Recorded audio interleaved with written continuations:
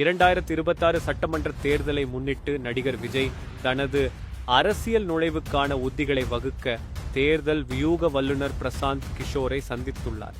பல்வேறு கட்சிகளுக்கு வெற்றியை பெற்றுத்தந்த பிரசாந்த் கிஷோரின் அனுபவம் விஜயின் அரசியல் பயணத்திற்கு புதிய பரிமாணத்தை சேர்க்கும் என எதிர்பார்க்கப்படுகிறது. அதிமுகவுடனான கூட்டணி வாய்ப்புகள் குறித்தும் இச்சந்திப்பில் ஆலோசனை நடந்ததாக தெரிகிறது.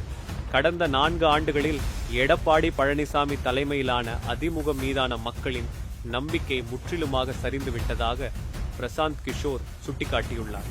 2024 மக்களவை தேர்தல் முடிவுகளே இதற்கு சாட்சியாக உள்ளதாகவும் திமுகவுக்கு மாற்றாக மக்கள் பாஜகவை நோக்கி நகர்ந்து வருவதாகவும் அவர் சுட்டிக்காட்டியுள்ளார்.